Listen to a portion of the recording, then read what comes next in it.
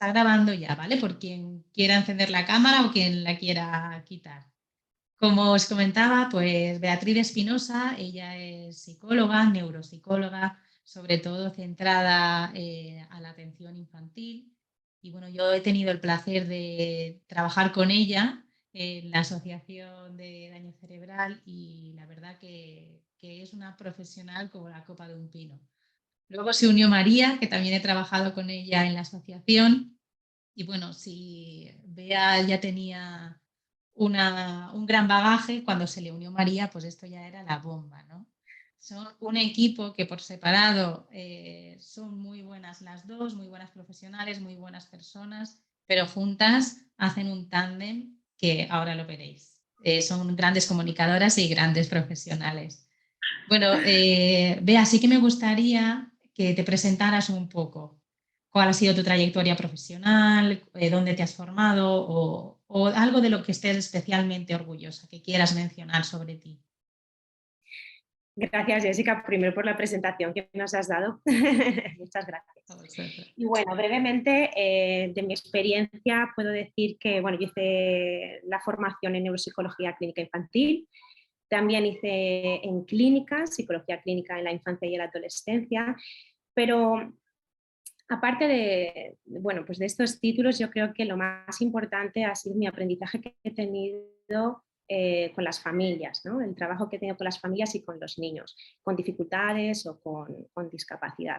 Yo creo que ellos han sido los que más bagaje me han dado a entender pues lo que es el desarrollo infantil y a poder ayudarles y mejorar la calidad de vida, que es siempre, siempre el objetivo que he tenido, mejorar la calidad de vida de las personas. Muy bien, Bea.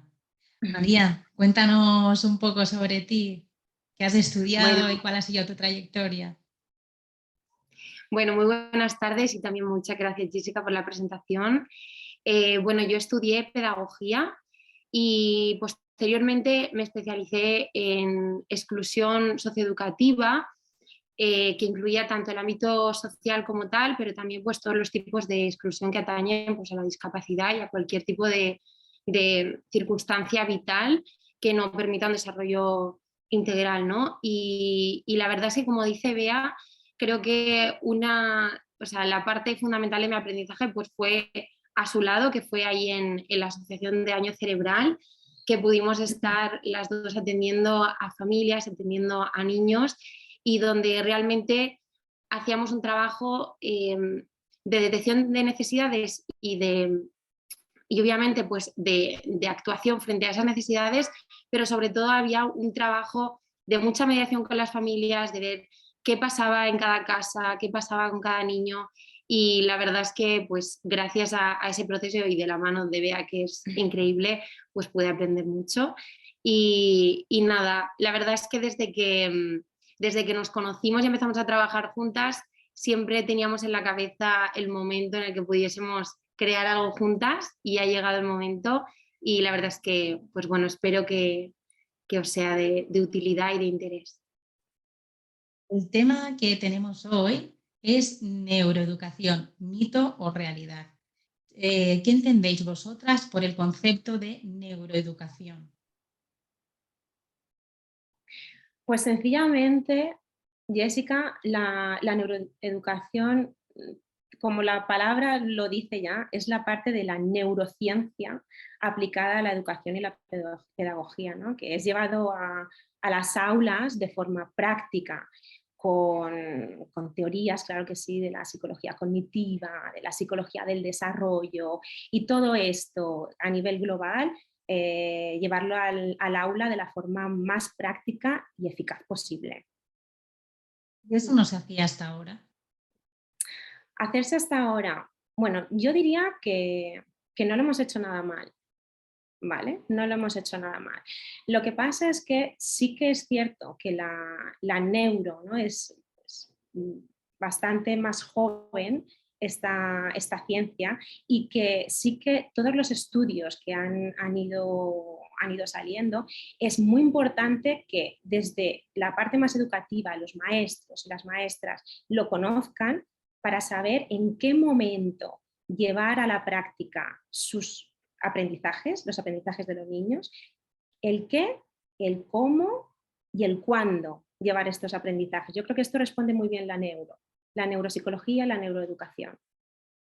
Sí, y también, además, otra de las partes que nosotras hemos trabajado mucho es que, además de lo que nos puede aportar la neuroeducación para entender cómo puede ser, por ejemplo, el cerebro del niño, también da una visión a partir de la cual hacer una reflexión como educador. Que de hecho, pues el curso va muy dirigido a esa zona, ¿no? A quiénes somos cuando educamos, a cuáles son aquellos patrones que hemos aprendido y cómo podemos seleccionar aquellos que queremos seguir repitiendo y cuáles son aquellos que tal vez pues hemos aprendido pero podríamos modificar para el bienestar de con quienes trabajamos, de nuestros alumnos. O sea que... Claro, porque Entonces, sí, un continúa, maestro, perdona. o sea, ya no un maestro, sino una persona, ¿no? Tiene un patrón de creencias. ¿Vale? Tenemos patrones de creencias, entonces nosotros actuamos según nuestro patrón de creencias y nuestros aprendizajes previos que hemos tenido a lo largo de nuestra vida. Y con toda esta mochilita nos vamos todos a trabajar cada día. Sí que es verdad que quizá esos patrones de creencias a veces hay que darles una patada. Y no es fácil. No es fácil. Nada fácil. Porque esa patada, claro, consiste en que yo como profesional, como persona, tengo que ser consciente, identificar aquellas cosas que quizá tendría que cambiar para llegar más a mi alumno. Y es un proceso activo al final, o sea, requiere de esfuerzo, claro, tanto la identificación como el cambio.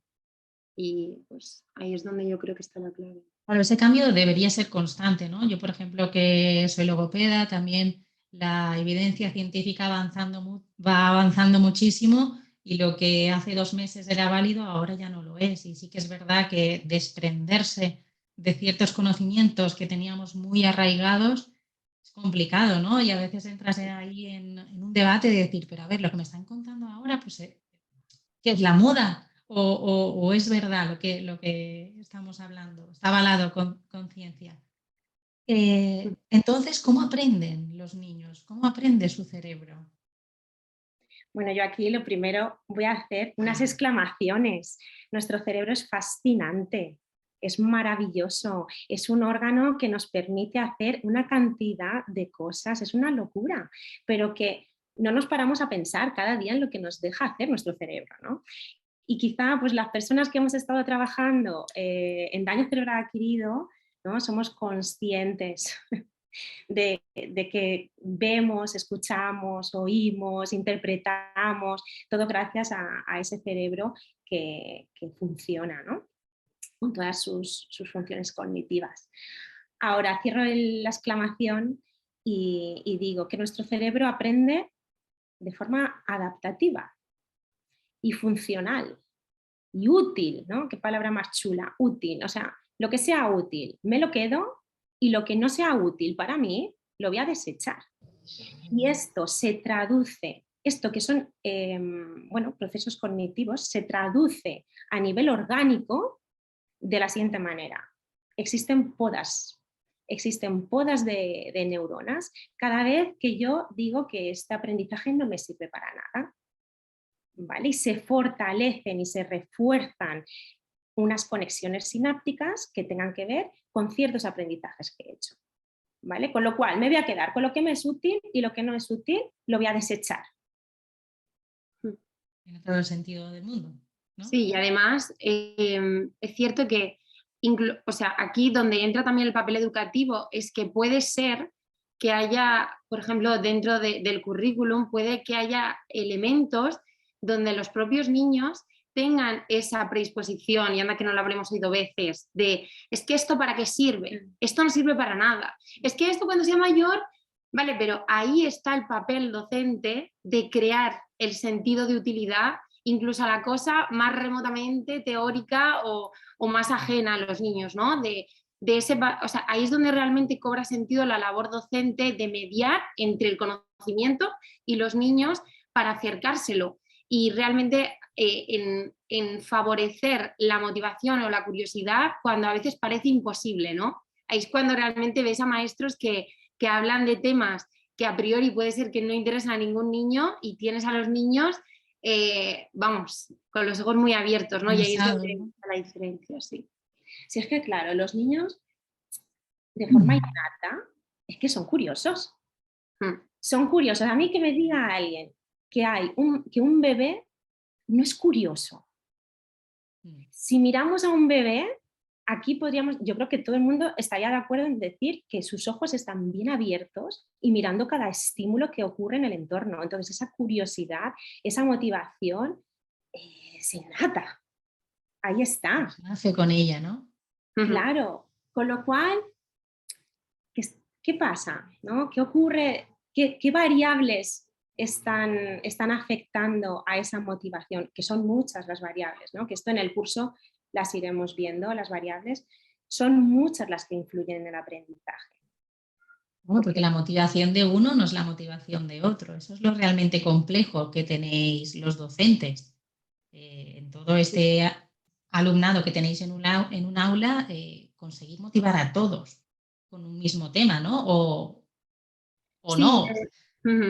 Que además, otra de yo creo que de los puntos importantes es que se puede captar la atención de muchas maneras, pero no es lo mismo atender con motivación y gusto que atender por miedo o atender por un exceso de control, ¿no? Y al final el cerebro aprende de manera diferente. Puede ser que a veces se diga la frase, ¿no? De no, con mano dura todo entra bien. Vale, pero vamos a plantearnos cómo entra y si realmente a largo plazo ese aprendizaje se da, porque muchas veces no es así. O sea, existe ahí... ¿Se mantiene, te refieres? Si se mantiene ese aprendizaje.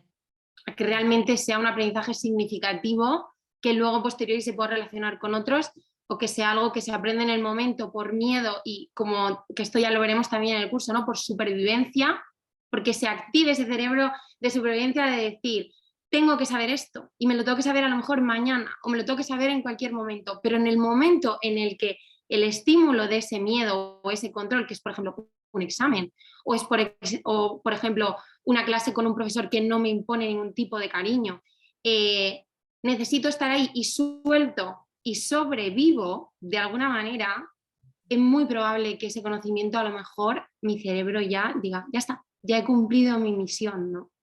No sé, claro. Es Entonces, difícil. yendo por etapas, ¿no? Nos centramos ahora en la etapa de educación infantil. ¿Qué aprendizajes deberíamos priorizar en esta etapa?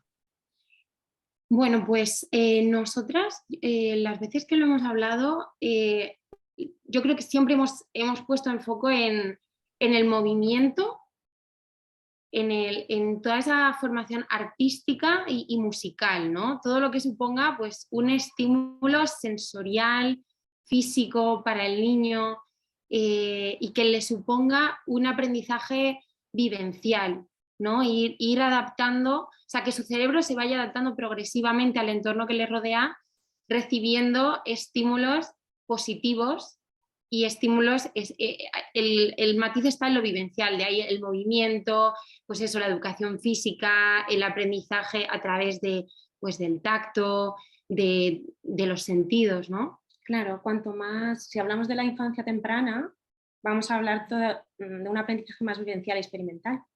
Por tanto, todo lo que sea aprender a través de los sentidos va a ser un aprendizaje mucho más establecido. Por tanto, si yo en una etapa de primera infancia me pongo a repasar pues las letras. Pero ¿y si es la motivación? ¿Y si es la motivación del niño? Porque hay niños, y aquí soy yo, mamá también, que por ejemplo mi niño tiene 4 años y es que le encantan las letras. Y yo lo llevo a un colegio donde no están en esa etapa. Ajá. Claro.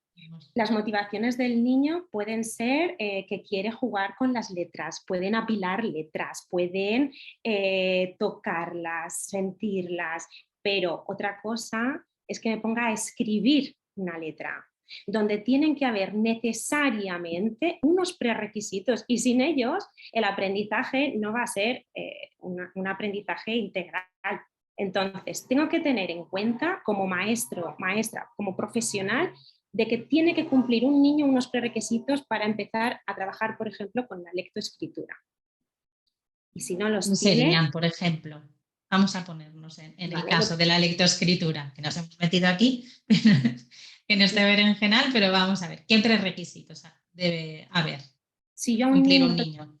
a un niño pequeñito que no ha tenido contacto con las letras, le pongo una letra, estas letras de madera que hay chulísimas, ¿no? En mayúscula, yo le pongo una letra delante, esa letra no le va a decir lo mismo que me dice a mí la letra, ¿no? Que le pongo un nombre, le digo que es un código con el que nos vamos a comunicar. Para él es un símbolo, es un juguete más. ¿Vale? Entonces, un prerequisito sería primero discriminar, identificar que eso es una letra, ponerle nombre, eso es la A, lo podemos pronunciar. Antes de escribir, tengo que tener en cuenta que hay que aprender la praxia del movimiento de la letra, ¿no? Por eso muchas veces en los coles pues se coge la arena y trazan con las manitas la A, ¿no?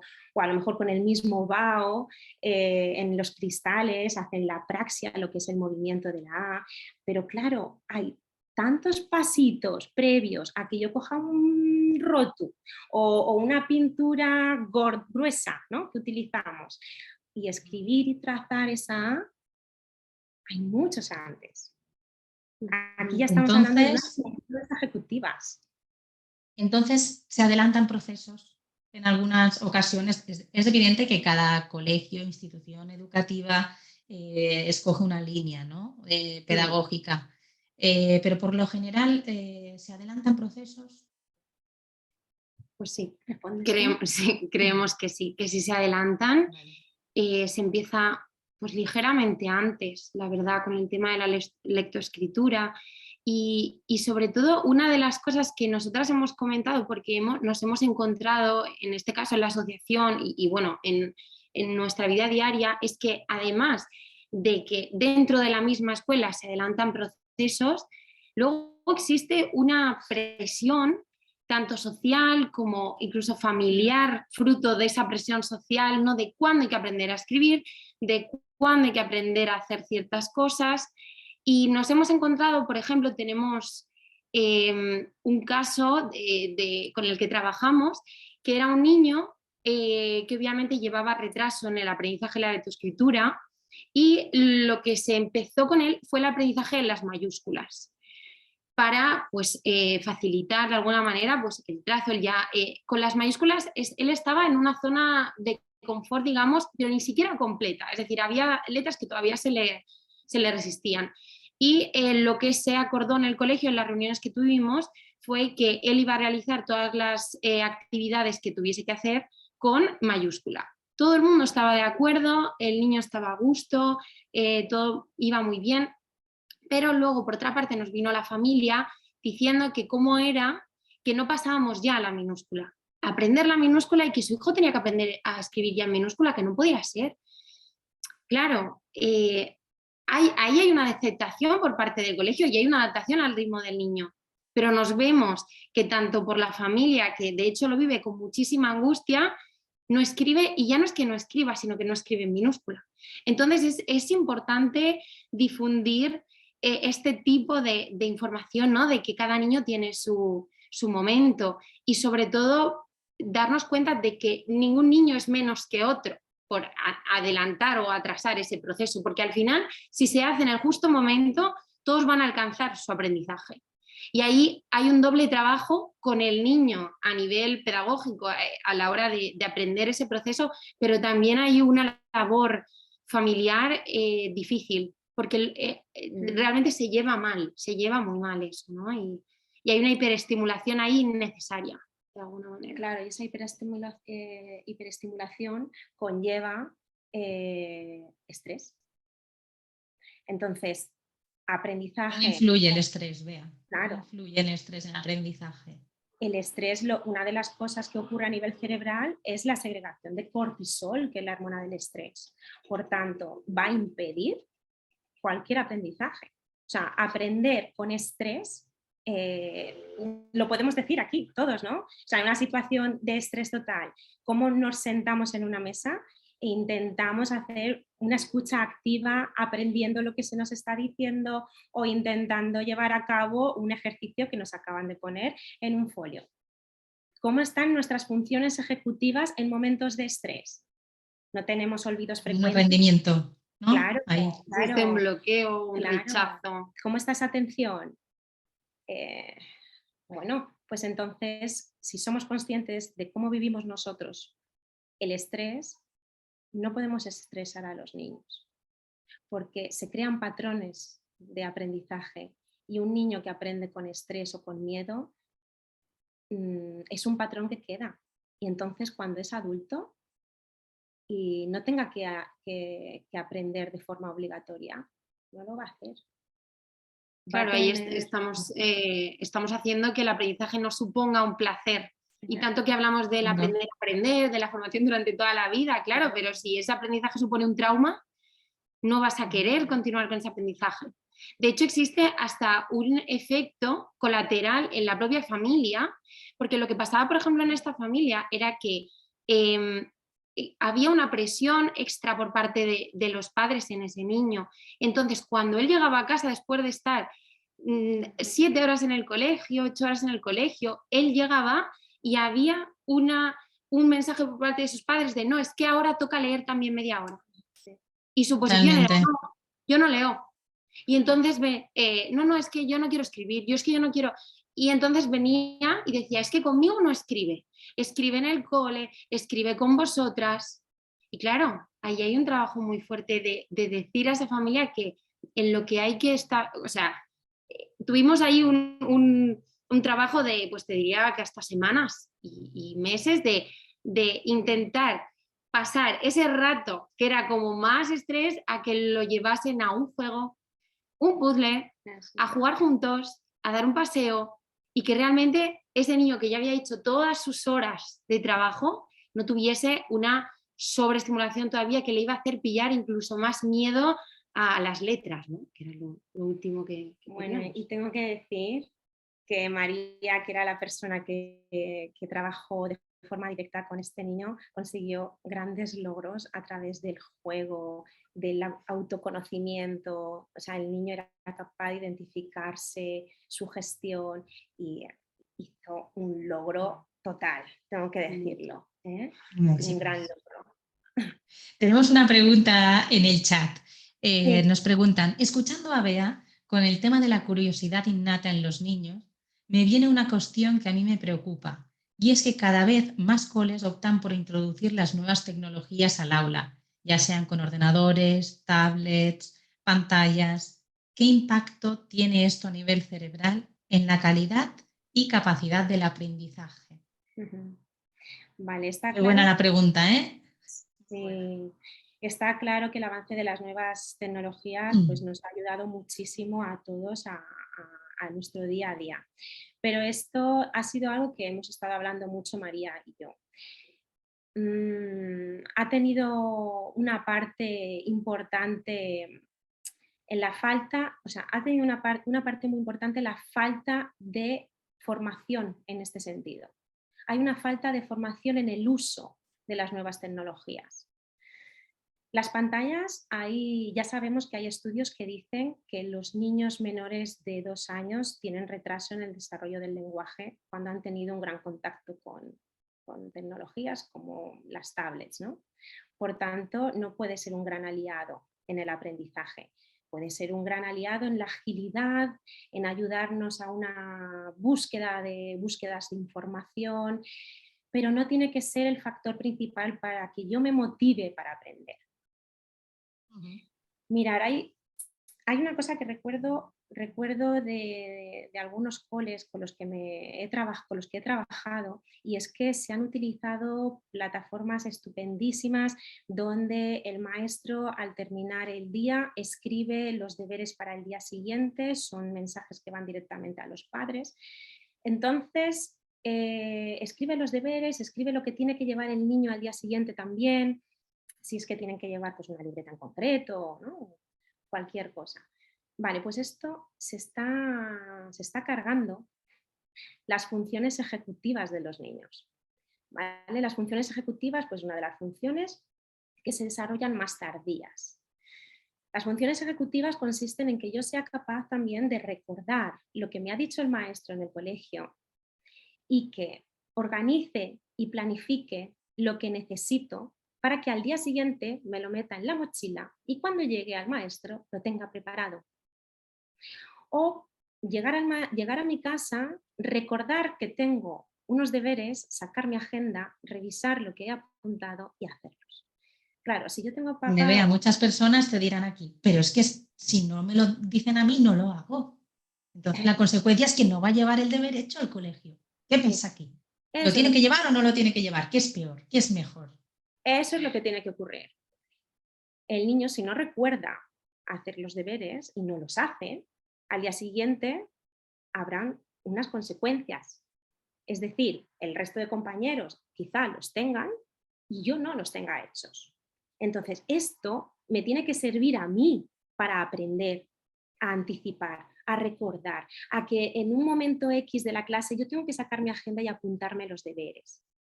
Entonces, ¿qué estamos haciendo? Estamos haciendo que los padres estudien por los niños, que los padres sean las funciones ejecutivas de nuestros alumnos. Y luego queremos que lleguen a primaria y que trabajen solos. Esto es imposible.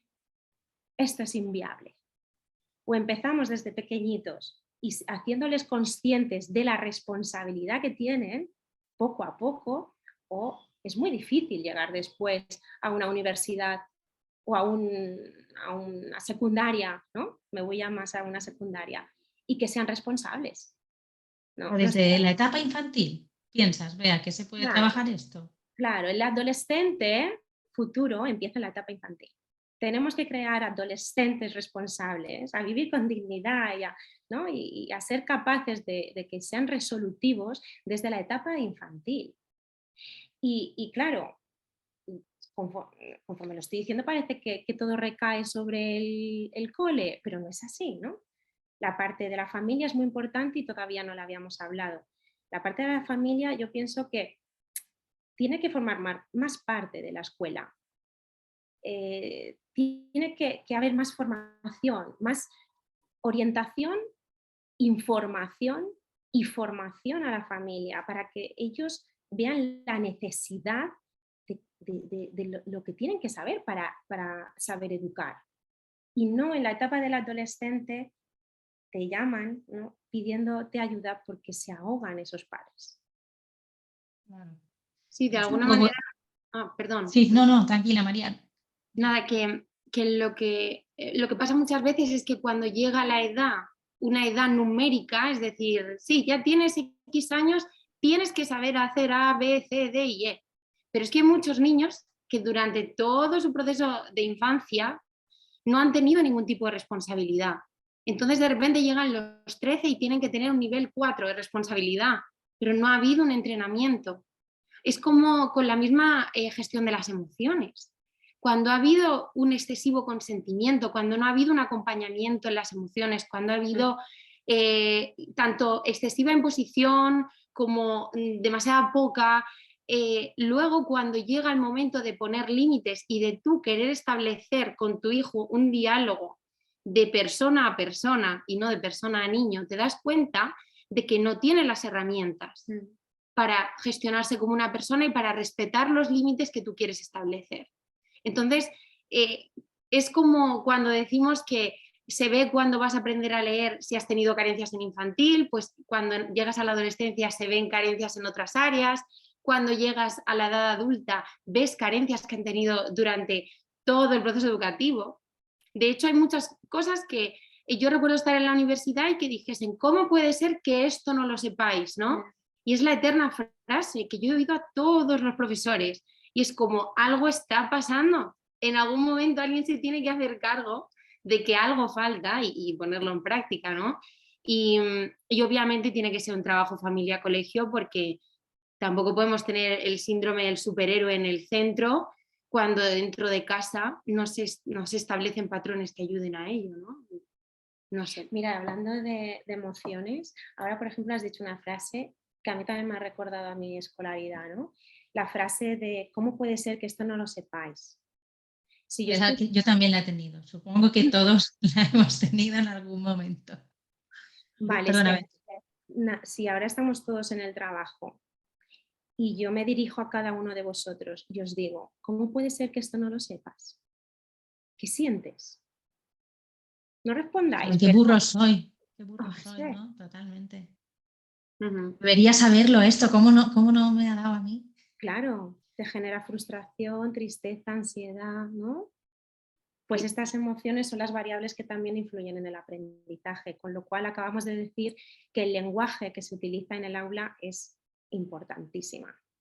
De hecho, hay un libro Tenemos, de Noelia López Cheda que se llama No seas la agenda de tus hijos y prepáralos para la vida. Y realmente habla de todo este proceso, ¿no? De cómo soltar. De hecho, en una de sus charlas habla de cómo llegó un día en el que llega su hija y le dice, mamá, no tengo los deberes, pregúntalo, por favor, por el grupo.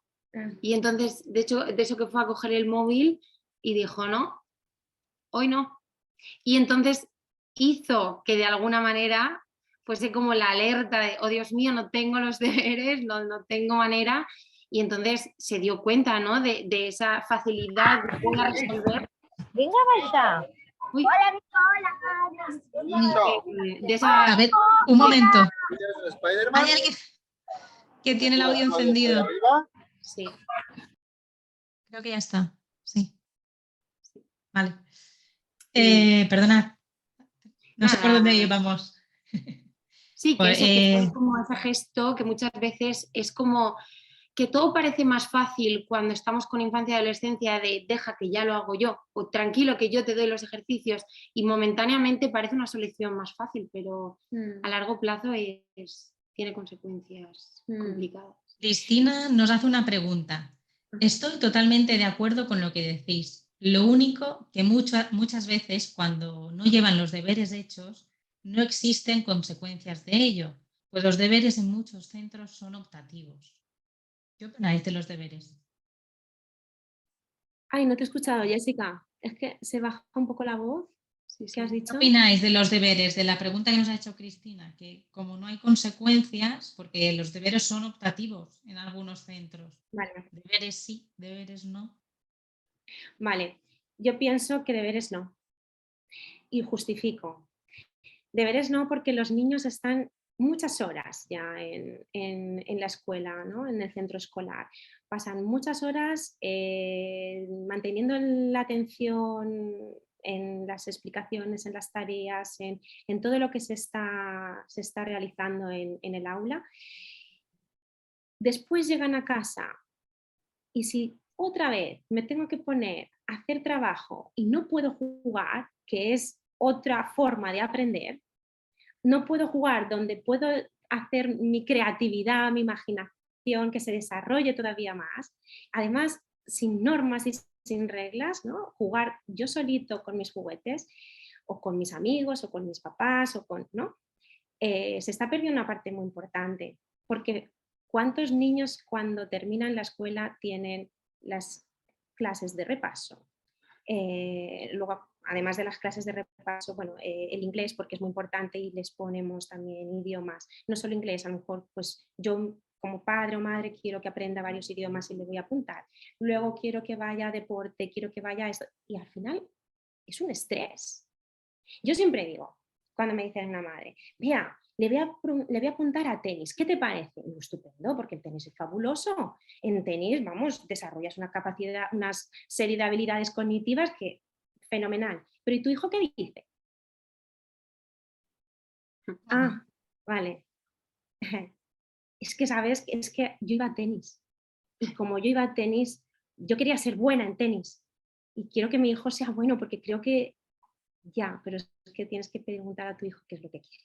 Y a lo mejor tu hijo quiere patinar, ¿no? Ya está, porque es feliz En el tema a patinando. lo mejor del inglés, eso sí que hay muchas familias que es como imposición. O sea, al inglés sí o sí. Y a lo mejor el niño no quiere, la niña no quiere. ¿Qué hacemos? Sí, Porque es que el de hecho, inglés una pregunta. es la lengua que se va a utilizar, la que se utiliza y la que se va a utilizar. ¿Qué Cierto, hacemos? cierto que los idiomas son hoy en día muy importantes, ¿no? Pero vuelvo otra vez a retroceder al inicio. Y es que el niño tiene que tener motivación por lo que hace. El niño tiene que ser curioso y querer saber sobre si es que es inglés, inglés, y si no es inglés, pues a lo mejor es baile. Porque hay que desarrollar aquello en lo que los niños son buenos. Y yo, que soy maestra de inglés, quiero que mi hijo sepa inglés porque sé lo necesario que es y lo funcional que es, pero tengo que saber si mi hijo quiere estudiar inglés o no, porque puede ser que entonces desarrolle en él la frustración. Sí, un mismo rechazo hacia ello, ¿no? Porque, y de hecho hay un comentario en el chat que dice, por ejemplo, en una lengua extranjera, ¿recomiendas algún ejercicio para repasar? Yo estoy de acuerdo con Beatriz, tanto en lo que habla sobre los deberes como el tema de las extraescolares. Creo que es súper importante que todo lo que en cuanto salgan del colegio sea un periodo de disfrute. Y si pues es tenis, sea baile, sea baile. Incluso a lo mejor hay niños que dicen, oh, es que me encanta el inglés. De hecho, mi mismo sobrino, él va a las clases de inglés más contento que a ningún otro sitio porque le encanta, ¿no? Pero luego ha habido otras cosas que ha dicho, pues yo esto no lo quiero y bueno, pues para otro momento será.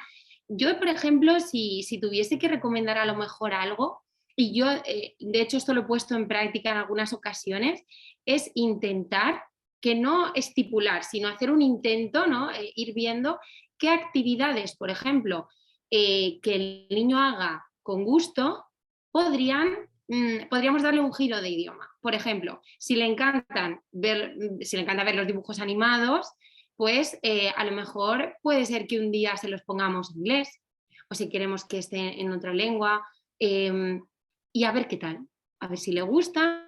De hecho, pues a mí, por ejemplo, yo he tenido situaciones en las que a veces ha ido bien, a veces el niño se queja y dice, no, quiero, bueno, pues no pasa nada. O a lo mejor le compramos un cuento de algo que le guste mucho, pero está en inglés. Vamos, o sea, la cuestión es, si tenemos el objetivo, ver cuál es el camino por el que el niño va sonriendo hacia él, ¿no? De alguna manera. Entonces, a lo mejor es a través de un cuento, a lo mejor es a través de una peli, o a lo mejor le gustan las clases de inglés y da la casualidad que va bien, ¿no? Entonces, yo creo que es encontrar un poco el camino. Hemos hablado de la etapa infantil, pero ahora vamos a pasar a primaria. ¿Qué deberíamos priorizar en primaria? ¿Qué aprendizajes? ¿Respondes tú o respondo yo? Como quieras.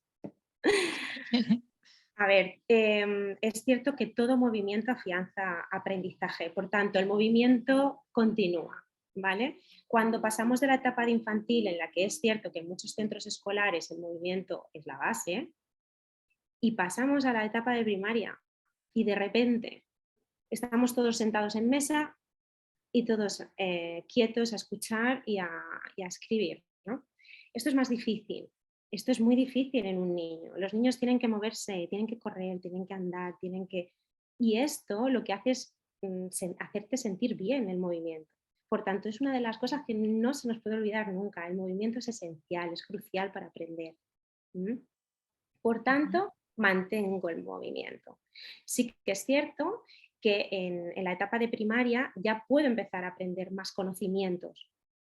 Ya estoy más preparado para empezar a retener más información de la que un maestro, una maestra me puede empezar a explicar de forma más teórica, ¿vale? Mientras que en la etapa de infancia temprana, no, ¿vale? Justo ahí es mucho más vivencial. Sin embargo, yo continuaría en primaria con aspectos vivenciales, con aspectos experimentales, con otro formato, porque ya se nos van haciendo más mayores, con otro formato, pero sí que los haría vivenciar los conocimientos que yo quiero que aprendan los niños. ¿Y esto cómo se traduce? Fácil. Llévalo a la realidad, que esto es lo complicado. Fácil. Si yo estoy en naturales y quiero que un niño aprenda, pues estamos aprendiendo las piedras, la tierra, las hojas, ¿no? Pues me lo llevo al monte. Así de sencillo. Vamos a hacer una excursión. Y son protagonistas este tipo de actividades. como las excursiones, por ejemplo. O cuando hablo de deberes, mis deberes en primaria serían, pues mira, este fin de semana, cuando te vayas con tus papás, si os vais a un parque, me vais a traer hojas diferentes, ¿no? Por ejemplo. O vais a traer piedras o tipos de tierra diferentes o tipos... No, todo lo que sea más a nivel táctil, y experimental. Sí, Sí. en la etapa de primaria sigue, Sí, y sigue siendo además, protagonista. por ejemplo, hay incluso centros que para trabajar partes de la historia o partes de conocimiento del medio, llevan, por ejemplo, esto de veras que lo comentamos, llevan a los abuelos de los propios alumnos a que expliquen ciertas cosas, por ejemplo, o relacionado con, sí, no sé, a lo mejor gente que sepa, por ejemplo, de jardinería y llevan y hacen un taller y de alguna manera yo creo que lo que estamos un poco defendiendo, claro que ya están preparados, ¿no?, para ese conocimiento teórico, pero es ver cómo lo que está en los libros de alguna manera define su alrededor y es la función de esos libros. Entonces, pues es mostrarles, obviamente habrá parte teórica y hay muchos buenos profesores que únicamente hablando saben transmitir muchísimo, pero cuantas más posibilidades haya, pues seguramente llegaremos a más niños, porque a lo mejor hay una persona que habla muy bien, tiene muy buena oratoria, pero no todos nuestros niños a lo mejor son capaces de prestar atención X tiempo. Entonces, a lo mejor de la otra manera conseguimos la atención de aquellos que antes se nos han quedado un poquito atrás. Y es un poco jugar con los estímulos, ¿no? Incluso en la etapa de secundaria, me acuerdo que estuvimos hablando también que se invitaba a gente del entorno cercano de los niños del pueblo, sí. Se invitaban pues a mejor al carnicero o a panaderos o bueno, cualquier tienda y que explicaran cómo había sido su experiencia de montar una empresa. ¿Vale? Muy enriquecedor, porque vamos, hay funciones ejecutivas. Claro, entonces sigue siendo vivencial y sigue siendo motivante porque estás escuchando desde la experiencia de la propia persona. Y de alguna manera generas esa conexión de la que tanto se habla del colegio con el entorno, ¿no? Y es muy importante porque juega un doble papel, tanto a nivel de conocimiento, de que esos niños van a aprender eso que venga a decir, pero también el papel de incluso valorar las diferentes profesiones, de saber qué hay en su entorno más próximo, de crear relaciones entre distintas generaciones, que no sea únicamente como referente el profesor, sino ver cómo la gente que nos rodea es también un agente educativo y eso ya te transmite la idea de que cualquier persona que tengas a tu alrededor te va a poder hacer aprender, no solo el profe, que también. Y eso a nivel social tiene un impacto muy silencioso, pero muy positivo, porque al final cada niño conoce su entorno y lo valora. Y si eso lo vamos subiendo a gran escala, pues se van generando relaciones positivas con el entorno. Y es muy... Tenemos una pregunta en el chat que nos dice, hay algunos coles que trabajan algunos temas por proyectos en grupo. ¿Qué ventajas en el aprendizaje hay en esta metodología? Bueno, el trabajo en grupo es fabuloso. Es fabuloso porque lo primero es saber trabajar en equipo. Formo parte de un grupo y cada miembro tiene una función. Y en este grupo pueden haber discrepancias, pero tengo que saber mediar para llegar a un objetivo común. Simplemente esto ya me vale. Tengo que saber escuchar. Respetar, o sea, lleva un montón de valores. Con lo cual, cualquier tipo de trabajo en grupo es fantástico, que es lo que voy a tener que necesitar en la vida adulta, porque trabajamos en equipo. Nos adaptamos constantemente, nos tenemos que ir readaptando, ¿no? Yo creo que también trabajando en equipo. Perdona, Jessica, es que como a veces No. se va la voz. Tranquila.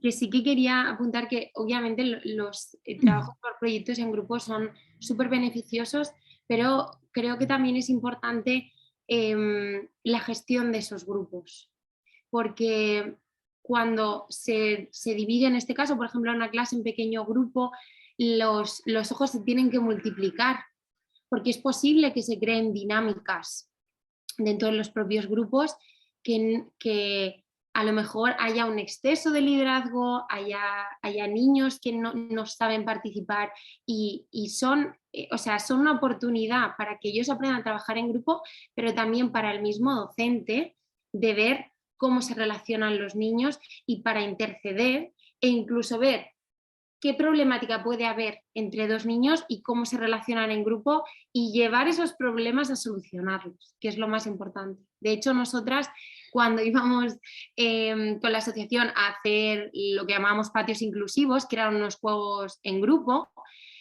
básicamente el objetivo tenía mucho que ver, realmente no tiene la misma naturaleza que un proyecto en grupo, pero era todo el rato juegos cooperativos donde los maestros de las aulas a donde íbamos se quedaban a un lado o gestionaban alguna de las pruebas para ver cómo se comportaban sus niños en diferentes equipos. Y de hecho hacían los equipos a propósito con un niño que fuese más líder, otro que fuese a lo mejor más inhibido o dos personas que no se llevasen nada bien.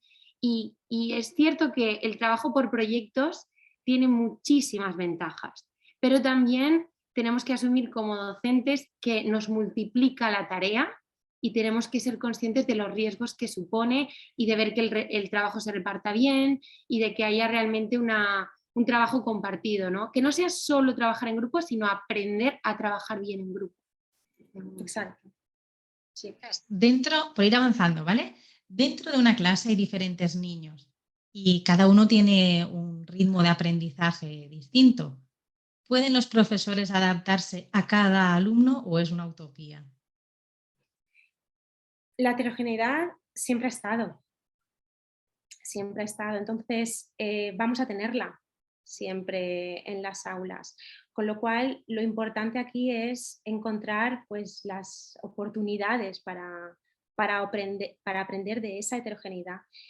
Y aquí me voy a la respuesta que ha dado María, ¿no? A lo mejor mi objetivo es trabajar la mediación, trabajar el tener un objetivo común, trabajar el hecho de que ellos como grupo y como grupo de aula se entiendan, se comprendan, se escuchen. Entonces, pienso que el profesor ahí es importante que sea consciente de las oportunidades que pueden haber de aprendizaje en esta heterogeneidad. Por ejemplo, si un alumno al que le cuesta una actividad en concreto, pues otro le puede estar ayudando. O un alumno que termina pronto las actividades y necesita más, quizá tiene que aprender los momentos de espera. Entonces, claro, oportunidades de aprendizaje van a haber y debo de estar atento a ello. Sí, Yo porque tengo muchas amigas. Perdón. Dime, María, sí. Que es como una especie de sociedad en pequeño. Y a veces cuando solamente queremos rodearnos de quienes trabajan como nosotros, tienen absolutamente nuestro nivel en todas las áreas, luego de repente llegamos al mundo real, cuando decíamos antes que hay que trabajar todo el rato en equipo, y nos damos cuenta de que la gente que te rodea no siempre es como tú y existe esa necesidad de adaptación.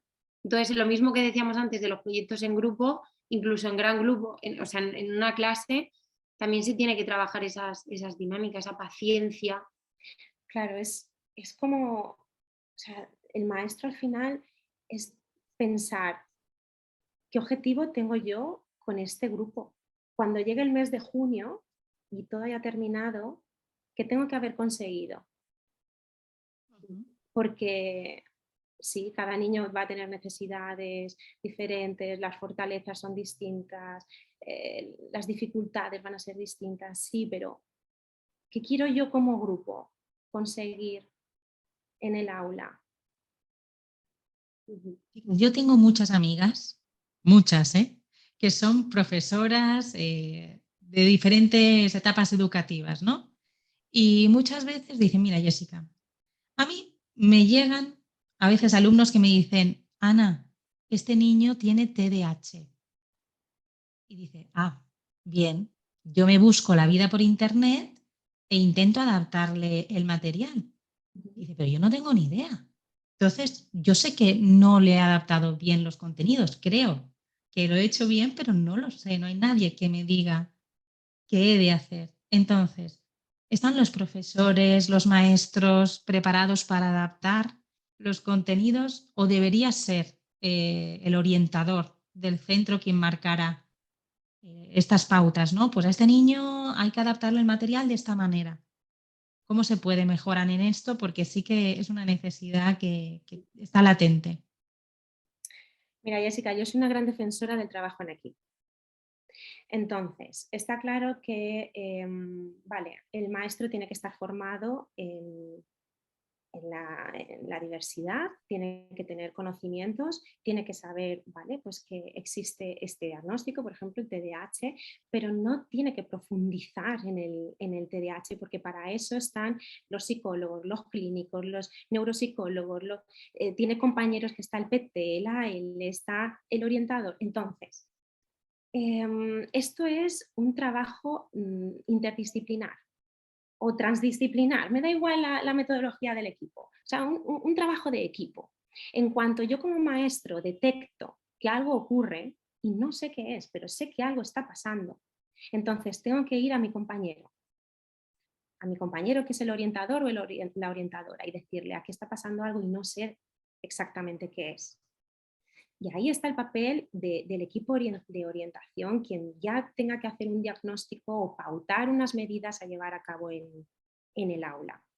¿Vale? Pero sí que es verdad que muchas veces hemos ido a coordinarnos con centros educativos y hemos hablado con el maestro y la información no ha llegado a orientación o a la inversa. Entonces, cuando llega una información de que un niño tiene un diagnóstico, esto tiene que ser de reunión de equipo y tienen que crearse esos espacios de reflexión y de pautar medidas y saber llevar casos de este tipo, ¿no? Porque ahora los maestros no solo tienen a un niño con un diagnóstico en el aula, o sea, las ratios... De hecho, cada vez ¿vale? son más. Sí, sí. Entonces, hay un desbordamiento, también entiendo esta figura, que hay un desbordamiento con unas ratios altas, sí. Entonces, entre todos trabajamos esto. Estamos los equipos externos, que siempre estamos ahí para apoyar y para dar nuestras opiniones, ¿no? Que también los niños están trabajando con nosotros. Entonces, pienso que recaer todo sobre el propio maestro, a buscar, como tú dices, tengo amigas, ¿no? que buscan ellas en internet y tal. No, eso no es un trabajo en equipo. Claro, porque al final es que en esa línea es como que todo se le suma a la mochila del docente, tienes que saber absolutamente de todo y al final ese momento de unir fuerzas pues es yo creo lo que alivia un poco y lo que permite hacer una actuación que realmente responda pero sin sobrecargar. Y aquí la familia también tiene un papel fundamental en estos casos, ¿no? Porque las familias están ahogadas, están angustiadas. Ahora me viene a la mente una mamá que me decía, vea, yo no quería llevar a mi hijo al cole porque el momento de llevarlo me suponía un estrés porque el resto de mamás, como ven que mi hijo no se mantiene en la fila, que intenta pegar a otros niños, entonces las familias necesitan ser informadas, orientadas y formadas en todo esto, incluirlas en nuestras reuniones, hacerlas partícipes de lo que estamos diciendo de su hijo y que sepan cuál es la línea a trabajar con su hijo, ¿no? Y a lo mejor en nuestra lista de prioridades no está la prioridad de la familia, y tenemos que escuchar a la familia también en estos casos. Por tanto, aquí resumiría diciendo, trabajo en equipo. Y si no se trabaja en equipo, hay que conseguirlo. Habrá que ver cómo. Pero es donde más eficacia y resultados hay, cuando se trabaja de verdad. Les preguntan por algún libro imprescindible para docentes. Mira, Alguno, ¿eh? Tampoco hace falta aquí la Biblia. Tenemos por aquí a A ver si tenemos que mano, seleccionar. tenemos por aquí a mano 3, mirad, por ejemplo, Sí, Vale, 3 me valen. María, sí, tenemos de María Caballero, mirad, Este por ejemplo, de María Caballero está, es muy ¿vale? bueno. Este es muy bueno, es práctico y os puede orientar bastante. Bien, Neuroeducación de profesores y para profesores. Sí, además está en un lenguaje muy Está muy bien ameno, escrito. Sí, sí. y muy comprensible. Ujú. Y también tiene como apartaditos que ante las situaciones de dificultad dice qué hacer el maestro, ¿no? Y te dice cómo poder actuar. Me gusta que este es como más Este neutral, ¿eh? también, no sé si conocéis, por ejemplo, a David Bueno, de Neurociencia para Educadores, que él también tiene podcast y de él también podéis leerlo, hace también una lectura muy, muy amena. Y luego tenemos este de Rafael Guerrero, que se llama Educación Emocional y Apego, y es súper interesante porque aparte de que hace una explicación... Espera, María, un momento, que tenéis una ambulancia por detrás. Sí, ¿verdad? Vale, Vale. dime. Vale, pues este que es Educación Emocional y Apego, y el autor es Rafael Guerrero. Y hace una primera parte explicando los tipos de apego y las consecuencias que tiene en el desarrollo, y además al final cuenta también con muchísimos casos prácticos, es la verdad muy fácil de leer y sobre todo tiene al final incluso artículos de diferentes investigadores en diferentes áreas que hacen como pequeños artículos al final hablando de diferentes temas, ¿no? Entonces es también, de hecho el subtítulo del libro es Pautas prácticas para gestionar emociones en casa y en el aula. O sea que es muy práctico en ese sentido. O sea que esos 3, yo creo que con 3, para no... Creo que ya tenemos bastante para empezar. Creo que tenemos alguna pregunta más. Nos preguntan si podríais dar alguna idea de actividad para aplicar en las aulas a partir de las características de la neuroeducación. Bueno, pues tendría que tener varios ingredientes esa actividad. Por ejemplo, un trabajo en equipo, ¿vale? Se podría, pues depende de la especialidad del maestro, no sabemos si es de matemáticas, lengua naturales, inglés, ¿vale? La temática la dejo al aire, pero hacer un trabajo de equipo y cuando hemos terminado el trabajo, no voy a preguntar sobre el resultado de las operaciones matemáticas, física o lo que se haya hecho, ¿no? No voy a preguntar sobre eso, sino que voy a preguntar cómo te has sentido trabajando en equipo. A otro, ¿cuáles han sido las mayores dificultades que has encontrado trabajando en el equipo? ¿Cómo habéis buscado la información? ¿Cómo os habéis dividido las tareas? ¿Vale? Con esto estoy trabajando funciones ejecutivas y autoconocimiento, negociación, mediación. Estoy creando personas reflexivas, que es lo que queremos en la escuela, ¿no? Crear personas que vivan con dignidad, reflexivas, críticas. Y ayudamos también a verbalizar emociones. Sí. Es importante. Y a reconocer el trabajo de los demás. El respeto. Eso podría ser una actividad. El próximo, bueno, tenemos una pregunta. ¿Cómo se harían las notas teniendo en cuenta la parte de neuro? ¡Wow! ¡Qué preguntaza! No habrían notas, no existen. Hablaríamos de lo bien que se le dan algunas habilidades o capacidades del niño. Reforzaríamos eso haciéndole consciente al niño.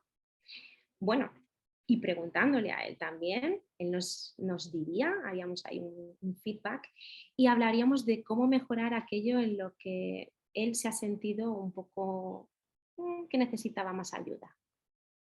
Hablaríamos el cómo te puedo ayudar y qué puedes hacer tú para mejorar. Esas serían las Esto notas. sería un cambio de paradigma completo, ¿eh? Total. Sí. Empezando por los centros escolares, pero también por las familias que necesitan a veces las notas, ¿no? Es que mira, ha sacado un 8 o un 5, ¿no? Sí. ¿Y cuántas Sería veces las complicado. décimas Bueno, y las décimas, venga, que estoy casi en el... De que notable. estoy en un 6,7. Entonces tú como docente estás, lo dejo en 6,5, lo dejo en el 7, porque al final cada número tiene una connotación muy importante. Y a ver si sube al notable, baja, Sí. es difícil. Sí, totalmente de acuerdo conmigo. Y ya paro, dice. Me ha encantado, muchísimas gracias por este ratito. Encantadas de tener a personas que pregunten tanto, lo hace más enriquecedor. Bea y María, os tendremos en noviembre realizando la formación de neuroeducación para maestros. ¿Por qué no nos podemos perder esta formación? Venga, empieza María, aquí tenemos. Ay, Dios mío. Pues a ver, esta formación, la verdad es que nuestro objetivo principal ha sido crear un entorno donde, o sea, queremos crear un entorno de aprendizaje. O sea, uno se puede leer un libro, por ejemplo, los libros que os hemos dicho, ¿no? O es verdad que tú buscas ahora mismo neuroeducación en YouTube y seguramente pues hay muchos vídeos y hay mucha información, pero realmente lo que nosotras queremos conseguir con este curso es de alguna manera hacer vivencial lo que nosotros estamos hablando aquí teóricamente, trabajar con los maestros o educadores que estén en el curso en distintas partes. De hecho, nuestro curso está dividido cada día es como una pregunta. ¿Quién soy yo cuando educo? ¿Qué efecto tienen las cosas que hago en el contexto donde estoy? Entonces, de alguna manera queremos que cada una de las personas que estén en el curso sean capaces de contestar esas preguntas y sean capaces de hacer ese ejercicio de lectura interna que les permita ver cómo son educando y qué cosas quieren cambiar, qué cosas quieren mantener y esas cosas que quieren cambiar, cómo lo podemos hacer, ¿no? Yo creo que nuestro principal objetivo es ese y sobre todo queremos que sea presencial y no en diferido, porque vemos realmente la necesidad de estar in situ con las personas con las que trabajemos y que haya un feedback y que podamos hacer referencia a las preguntas que vayan surgiendo, a los sentimientos que se vayan encontrando en ese proceso y no sé, o sea, hacerlo como nuestro de alguna manera, ¿no? Yo creo que yo voy a hablar un poco también desde mi experiencia que he ido a cursos, ¿no? He ido a muchísimos cursos y me encantan porque me encanta la formación, así que me da igual, ¿no? Sea un curso teórico tal, cuando es un tema que me gusta, voy a por él. Ahora sí que es verdad que me quedo con cursos que me han hecho un clic, ¿no? Ese curso concreto que te hace un cambio, un pequeño cambio en la forma de ver las cosas, ¿no? Terminas el curso y ha habido como algo se ha movilizado, ha habido un cambio de paradigma. Y no tengo muchas respuestas para llegar el lunes a mi trabajo y aplicar todo, ¿no? Pero resulta que cuando llego tengo que ver las cosas ahora con otro enfoque. Y eso es lo que me va a ayudar a tener una cascada de estrategias después que voy a aplicar de forma individualizada a las familias o a los casos que pues, me parece mucho más enriquecedor, ¿no? Desde mi propia experiencia. Entonces, hablando María y yo cuando dijimos de hacer el curso en Formando Cerebros, pues queríamos ese tipo de curso, un curso que te haga reflexionar, que te haga parar, que te haga meterte en ti como maestro y ver qué patrón de creencias puedo tener y que pueda dar una patada y volver a reiniciar con un pequeño cambio de paradigma, ¿no? En algunos casos, tiene que ser en Sí. todos, ¿no? Pero en aquellos casos... Además, de alguna manera queríamos crear un espacio seguro o una zona de confort para los educadores, porque muchas veces está la mirada puesta en que hay que solucionarlo todo y parece que yo voy a una formación y entonces ya no puedo tener errores, ¿no? Porque es como dice, voy a llegar el lunes y voy a tenerlo todo solucionado. No es así, pero queremos crear ese espacio donde podamos plantear los problemas que da el aula cada día y ver cuáles son las miles de herramientas que existen y que podemos tener en un cajón para que al menos en el momento en que se plantea el problema decir, vale, no tengo solo A y B, a lo mejor tengo de la A a la H y voy a ir probando y ya soy consciente de que poco a poco algo irá saliendo, ¿no? Y intentar quitar esa sobrepresión de como ahora sabemos cómo funciona el cerebro, ahora vamos a ser, no, o sea, no somos máquinas, sino hace tiempo que estaríamos todos maravillosamente colocados, ¿no? Pero sí saber cómo funcionamos como docentes y cómo funcionan nuestros alumnos y buscar ese punto de encuentro que permita pues, que la labor sea mucho más cómoda para el docente y mucho más cómoda, obviamente, pues, para esas personitas que tenemos siempre ahí delante y que son las que importan aquí, ¿no? Y ese yo creo que sería... Creo que ha sido una tarde súper enriquecedora. Muchísimas gracias por todo lo que nos habéis contado. Estoy impaciente por realizar la formación con vosotras y muchísimas gracias a todas las personas que habéis asistido y a todas las que lo vais a ver posteriormente. Os esperamos a todas y a todos en la formación y tenéis un cupón de descuento que recibiréis en vuestros correos electrónicos en agradecimiento a vuestra inscripción en el día de hoy. Espero que no os perdáis la formación con Bea y María. Y María, ¿qué quieres comentarnos algo más? Que hay una pregunta de si el curso es solamente para maestros o cualquier profesional. Cualquier profesional. De hecho, yo me atrevería a decir que cuando hay diferentes agentes educativos, creo que se crean entornos muy, muy ricos. Sí, sí. Entonces, desde aquí abrimos la puerta a cualquier persona que se sienta llamada por esto y que piense que le pueda venir bien. Que le pueda aportar y le sea útil. Sí. Y tenemos muchísimas gracias. Y a todos los asistentes también. Gracias. Nos vemos en el próximo encuentro. Creo que están dando gracias.